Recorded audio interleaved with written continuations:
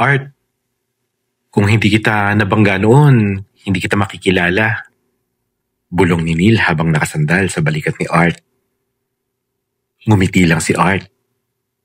Hinawakan ang manibela ng kotseng sabay nilang inaayos. Swerte na rin siguro yung banggaan kasi dito tayo nagsimula. May mga kwentong deserve pakinggan. Kung bago ka pa lang dito sa Celeb Central, mag-subscribe ka na at samahan kaming buhayin ang mga kwentong puno ng damdamin at pag-ibig dahil baka ang maririnig mong kwento ngayon ay kwento mo na rin. Ako si Art. Nag-iisang anak ng isang kilalang car dealer at restorer dito sa amin. Bata pa lamang ako ay pinalaki na ako sa amoy ng langis, sa tunog ng makina, at kinang ng mga bagong pinturang sasakyan. Mula vintage hanggang pinakabagong modelo ay lahat nakita ko na. Sabi ng iba, maswerte raw ako dahil ako ang tagapagmana ng negosyo ng pamilya. Pero sa totoo lang, simple lang naman akong tao. Hindi ako yung tipong gagastos lang para magpasikat sa kotseng bago. Mas gusto ko pa rin yung mga luma. Yung mga classic ba? Kasi may karakter to. Sa aming garahe, ang pinakapaborito ko ay isang pinakamahalagang kotse. Isang 70s model na Corolla na binili pa ng tatay ko nung binata siya. Kulay dilaw ito. Medyo may kupas na yung pintura. Pero para sa akin, iyon ang pinakaastig na kotse sa mundo. Pasipol-sipol pa ako habang pinupunasan ng hood ng Corolla. Habang hawak ang basahan, nakangiti ako na para bang kinakausap ko ang kotse. Ready ka na ba bukas, buddy? Alam kong wala kang kasing kinis ng mga bago ngayon pero para sa akin, ikaw ang pinaka-cool. Umupo ako sa driver's seat at pinailaw ang loob ng kotse. Sandaling tumahimik ang paligid at parang ramdam ko ang bigat ng bawat alaala. Kahit anak ako ng mayamang pamilya, hindi ako lumaki na spoiled. Mas masarap sa pakiramdam yung ikaw mismo ang nag-aalaga ng mahalaga sa'yo. Hindi kasi lahat ng bagay ay pera-pera lang ang puhunan. Bukas sa unang pagkakataon ay gagamitin ko ang kotse kong ito papasok sa klase. College na ako. Business management. Para matulungan ko na ang negosyo ni Dad. Pero higit pa sa mga libro at lecture, ramdam ko na ibang klase ang mangyayari bukas. Tumaya ako. Isinabit ang susi sa leg ko na parang kwintas at napangiti.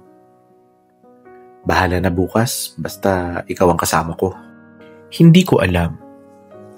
Sa simpleng paghahanda ko ngayong gabi, magsisimula pala ang kwento ng isang pagtatalo. Isang banggaan na hindi lang sa kalsada, kung hindi, diretso mismo sa puso ko. Unang araw ng semester, maaga akong umalis ng bahay. Dala ang excitement ng bagong simula. Bitbit ko ang susi ng paborito kong sasakyan, ang lumang Corolla ng tatay ko. Handang-handa na akong pumasok sa klase. Pagdating ko sa garahe ay saglit kong pinagmasdan ng sasakyan. Luma man ito, pero para sa akin ay ito ang pinakapaborito kong yaman. Pinainit ko ang makina at dahan-dahan kong pinaktakbo ito palabas. Habang tinatahak ko ang kahabaan ng Espanya, ramdam ko ang bigat ng trapiko. Busina dito, busina doon. Mga sasakyan nag-uunahan at kanya-kanyang singit. Pero kalmado lang ako. Sanay na ako sa ganitong eksena At ayoko nang nagmamadali.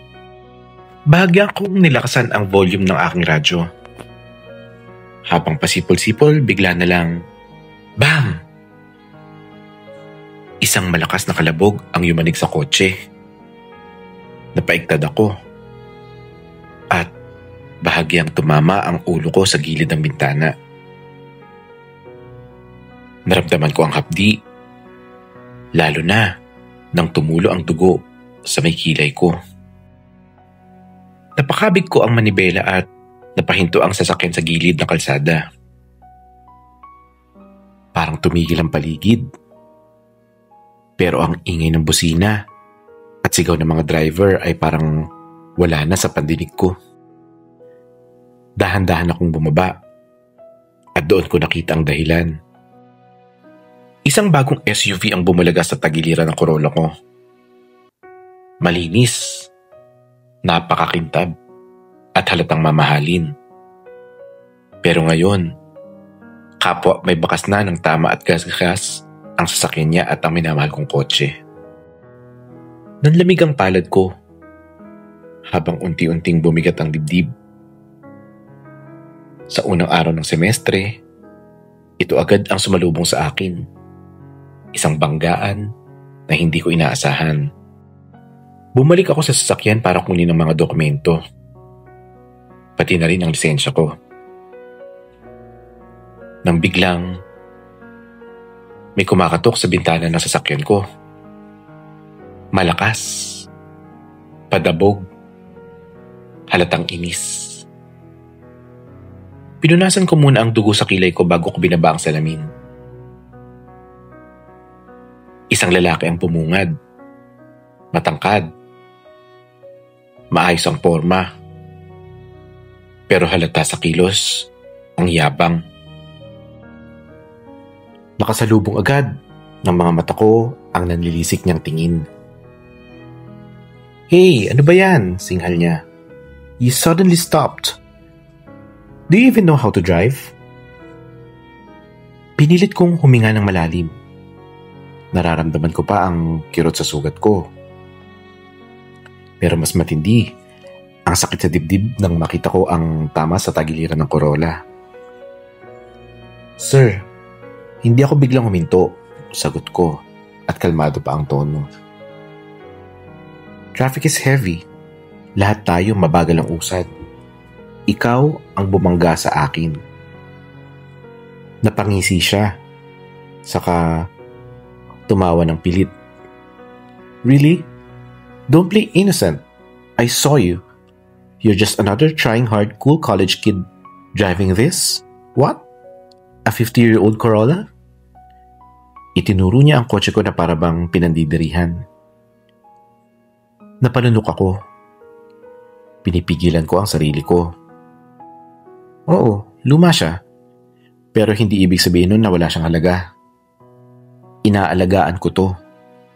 At kahit ganun, kotse pa rin yan. At may responsibilidad ka sa mga nangyari. Pumalatak siya at tumingin sa paligid. Lalo nang nag-iingay ang trapiko. Busina ng busina sa amin. May mga driver na sumisigaw at unti-unti nang bumibigat ang build-up ng sasakyan. May ilan ding nagbababa ng bintana upang makiosyoso. "Look, man," aniya sa medyo inis na tono. "Let's just take pictures. Call the investigator and get over with this. I don't have the whole day for this." Kinuha ko ang cellphone ko at maingat na kinuhanan ng tagiliran ng Corolla. Pati na rin ang anggulo ng SUV niya. Kahit nanginginig ang kamay ko, pinilit kong maging mahinahon. Dumating ang traffic investigator. Nagsiyasat at tinanong kaming pareho. Sa huli, umirap si Neil at napabuntong hininga. "Fine," aniya. "Let's just settle this. Just to end this discussion. After all, Your car is old.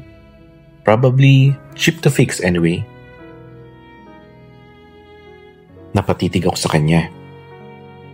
Mahigpit ang pagkakahawak sa susi ng kotse ko. Hindi ako sumagot. Dahil alam kong kahit mumurahing piyesa lang para sa iba, para sa akin, hindi matatawaran ang halaga ng sasakyang minana ko sa tatay ko. Dumating ang araw ng aming muling pagkikita. Dumating si Neil sa talyer gamit ang isang makintab na Mini Cooper. Nakataas ang kilay niya habang bumababa. Bakas ang kumpiyansa sa bawat hakbang. Sa gilid ng garahe ay nakaupo si Art. Nakatulala sa tama ng kanyang Corolla. Para bang isang sugatang kaibigan ang tinitingnan niya. Luminga-linga si Neil. "Excuse me, where's the owner here?" Tanong niya. Malamig ang boses. Ngumisi siya nang mapansin ang kotse ni Art. So ambitious. Bringing this old junk into a fancy car shop? Trying hard much? Dahan-dahang tumayo si Art. Diretso ang tingin kay Neil. At least hindi ako gumagamit ng kotse ng ate ko. Biro niya. Bahagyang may mga asar. "Mini Cooper? Pang girls yan, bro." Napahagalpak ng tawa si Neil, pero may halong insulto. "Ha? Pal ng mukha mo.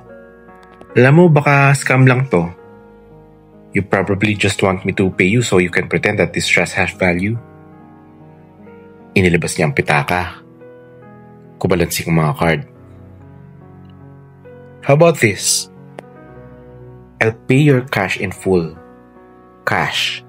Kasi to be honest, it's nothing but junk. Napansinghap si Art. Nagdilim ang muka. Pinipigil ang sarili pero tumingala siya. Matalim ang tingin. Scammer? Junk? Bigkas niya. "Well, this place? This whole shop is ours. My family owns this." Hinatak siya ni Neil papasok sa opisina. Itinuro ang isang larawan na nakaframe sa mesa. Doon, nakangiti ang pamilya niya, hawak ang mga susi ng talyer. "Tingnan mo, ako ang anak na may-ari. At yung kotse na tinatawag mong junk, hindi lang basta kotse yan. Dito ako natutong mangarap. Dito ako natutong mag-alaga. Lahat ng memorya namin ay nandyan." Halata ang panginginig ng boses ni Art. Ramdam ang bigat ng damdamin. Hindi na niya napigilan ang sarili. Isang mabilis na suntok ang dumapo sa mukha ni Neil. Nagulat si Neil at napaatras. Agad siyang bumawi at hinawakan ang kwelyo ni Art. Nakataas na ang kanyang kamao at handa na sanang gumanti. Pero napatigil siya. Nakita niya ang luha sa mga mata ni Art. Hindi galit lang, hindi sakit. Ang mga hikbi na pilit niyang itinatago. Nabigla si Neil sa bigat ng eksenang yun. Unti-unti, bumababa ang kamao niya. At sa halip na suntok, ay isang mainit na halik ang inilapat niya sa labi ni Art. Sandali lang yun, pero sapat na para mapatigil ang mundo. Nanlaki ang mga mata ni Art. Nagulat, pero hindi siya lumayo agad. Ramdam niya ang init at bigat ng damdaming bumubulusok mula sa halik na yon. Hindi galit, kundi isang bagay na mas malalim. Habang nakadikit pa rin ang labi nila ay halos pabulong ang tinig ni Neil. "I don't know why, but I can't hurt you." At sa unang pagkakataon, Sa gitna ng banggaan ng kanilang mundo, may mga bagay na nagtagpo.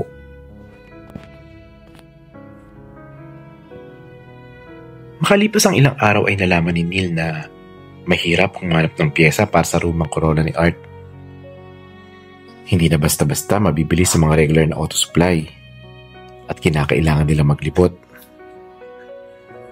"Bro, I checked online, wala halos available." Reklamo ni Neil habang nakasandal sa kotse. Ngumiti si Art, bahagyang tumango. Ganun talaga, hindi lahat ng bagay madali. Pero kung gusto mong mabuo ulit, kailangan mo itong paghirapan.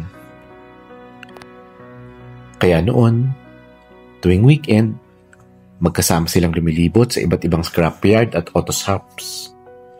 Pawisan, madalas abutin ng tanghali, pero imbis na mainis, nagiging masaya ang bawat lakad nila.